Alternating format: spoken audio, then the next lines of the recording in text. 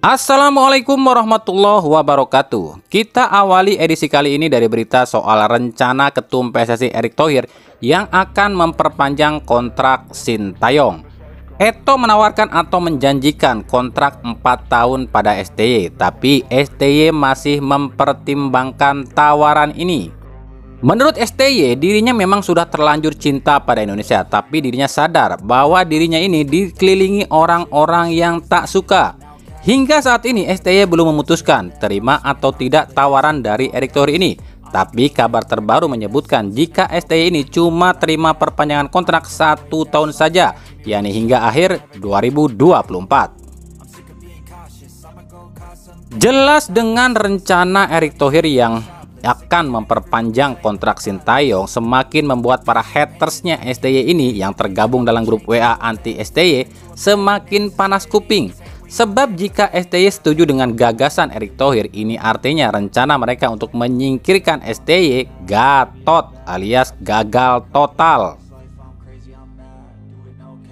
Di sisi lain, Erick Thohir membantah jika Australia mencoret nama Indonesia dari daftar tuan rumah bersama untuk gelaran Piala Dunia 2034. Menurut Eto'o, apa yang dikatakan harian Sydney Morning ini tidak benar. Bahkan PSSI sudah menghubungi pihak Australia dan mengatakan pihak Australia mengatakan tidak sama sekali mencoret Indonesia sebagai daftar dari tuan rumah Piala Dunia. Tapi rupanya pernyataan Australia dan Erick Thohir ini kembali dibantah oleh harian Sydney Morning yang mengatakan Australia ketakutan jatah tuan rumah Piala Dunia akan diambil oleh Arab Saudi. Akhirnya Australia membatalkan mencoret Indonesia. Nah lo, yang bener yang mana nih? Apakah Australia emang ketakutan gagal jadi tuan rumah Piala Dunia kalau Indonesia dicoret? Nah, kepastian ini akan diketahui nanti ya 30 November saat FIFA ini lakukan kongres di Swiss.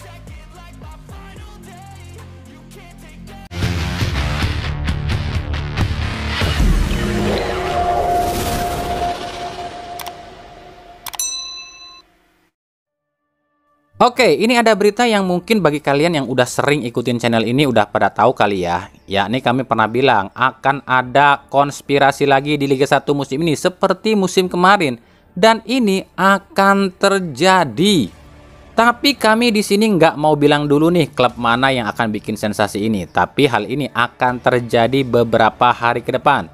Kami para jurnalis pun sempat kaget saat tahu berita ini dan nggak nyangka juga sih kalau bakalan seperti ini akhirnya. Jadi gini nih, ada tim yang lagi terkena masalah, baik masalah finansial maupun masalah administrasi dan masalah hukum nih. Klub ini udah coba selesaikan masalah ini, tapi bukannya semakin baik, malah semakin buruk. Kami pun nggak tahu apa rencana sebenarnya tim ini. Apakah akan bubar atau tim ini akan membuat sesuatu yang membuat Liga 1 ini tertunda bahkan bisa kacau berantakan. Kami para jurnalis sepakat untuk tidak beritahukan ke publik dulu tim mana itu, sebab kami belum tahu seperti apa keputusan PSSI jika tim ini ambil tindakan tersebut. Tapi yang pasti tim ini saat ini ada di papan bawah. Cuma satu hal yang kami soroti di sini, jika ini terjadi dan Liga 1 ini di stop atau ditunda atau dialihkan dengan sistem bubble lagi, maka apa yang pernah kami ucapkan di awal musim ini itu semua ya kalian tahu dong, artinya kami nggak asal ngomong.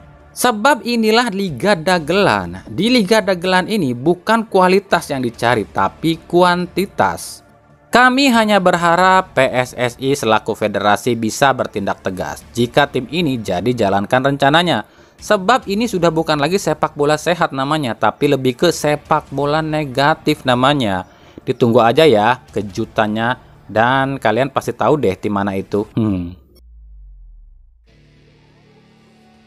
Kita ke berita klub. Terlepas adanya isu rencana satu tim yang akan mengacak-ngacak liga, para klub ini berharap pada PSSI bisa mengatasi ini, sambil tetap para klub ini mengincar pemain buruannya untuk putaran 2. Yang terbaru cukup mengejutkan, sejumlah tim dikabarkan deal atau tengah memantau dan dipastikan akan merekrut sejumlah bintang-bintang yang pernah memperkuat tim-tim lain di Liga 1. Yang pertama, PSS Sleman secara resmi ajukan tawaran pada PSIS untuk mendapatkan striker asal Portugal Carlos Fortes.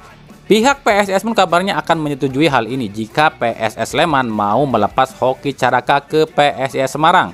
Meskipun Presiden PSS Sleman Gusti Randa membantah atau menolak untuk melepas Hoki Caraka. Kan kami sudah bilang datangnya Hidalgo dan Nieto ini akan membuat salah satu pemain asing PSIS ini akan terdepak, dan tentunya selain Vitinho yang paling mungkin terdepak adalah Fortes. Yang kedua, Persebaya resmi ajukan tawaran pada PSM Makassar untuk bisa mendatangkan bek tengah asal Tanjung Verde, Yuran Fernandes. Yuran sendiri saat ini sudah tak lagi bersama tim PSM Makassar. Selain itu, Persebaya pun kabarnya resmi ajukan tawaran pada Arema untuk dapatkan Gustavo Almeida. Bahkan kabarnya Almeida akan ditukar dengan Paulo Victor, dengan catatan Persebaya nambah uang alias tukar tambah. Tapi pihak Arema justru menolak dan inginnya Almeida ini ditukar juga dengan Ze Valente. Yang ketiga, PSIS Semarang kabarnya akan membajak striker asal Senegal yang kini tengah negosiasi dengan Persija Jakarta, Moussa Konate.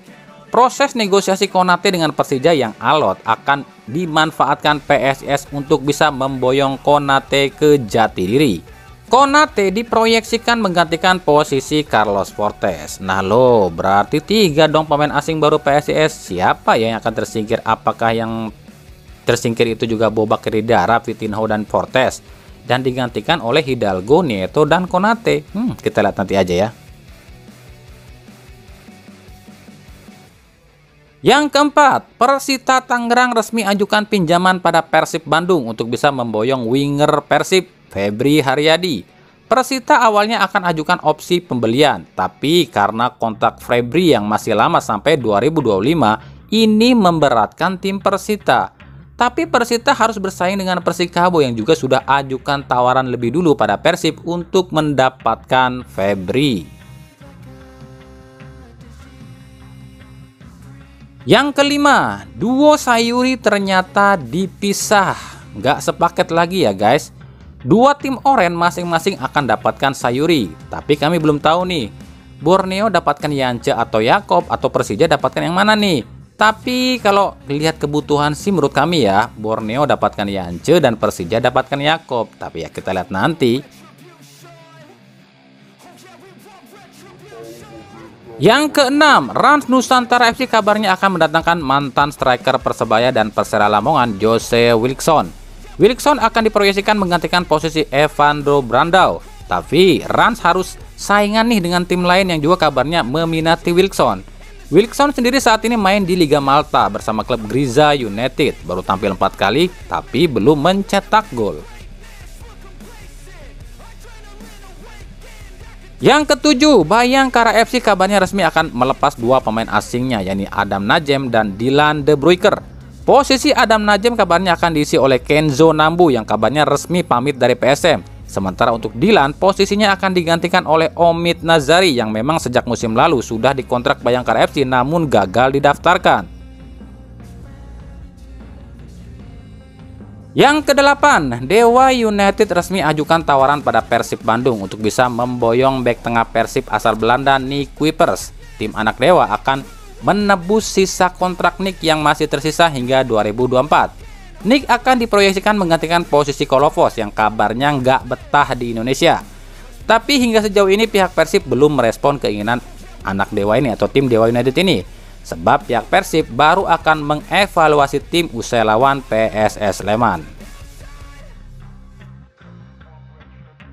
Yang kesembilan, Barito Putra dipastikan kehilangan sang kapten kedua, yakni Renan Alves. Renan kabarnya resmi pamit dari Barito Putra, tapi tak dijelaskan kemana Renan akan berlabuh. Meskipun pihak Barito belum memberikan izin Renan untuk pergi. Sejauh ini ada 2 klub yang dikaitkan dengan Renan, yakni Persib Bandung dan Persikabo. Kira-kira kemana ya? Yang ke-10, Persik Kediri kabarnya akan melepas salah satu strikernya, yakni Jevinho. Performa Jevinho yang kurang apik disinyalir membuat manajemen Persik Kediri akan mencoret Gervinho. Untuk menggantikan Gervinho, Persik Kediri kabarnya akan memulangkan Josep Ejejari, dan kabarnya Ejejari pun setuju buat balik lagi ke Persik Kediri.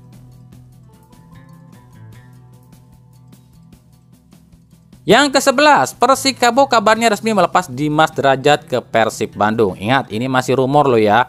Tapi berita ini kami cross check pada pihak Persikabo dan ternyata benar jika Dimas Derajat setuju gabung Persib. Meskipun pihak Persikabo belum memberikan izin. Pihak Persikabo mengatakan daripada di Persib jadi pelapis ya mending di Persikabo jadi kapten kedua dan striker utama. Tapi kita tahulah siapa Aji Santoso. Aji Santoso ini jika ada pemain yang udah nggak betah ya nggak akan ditahan. Nah kita akan tunggu benarkah dilepas sama Persikabo atau enggak nih si Dimas Derajat.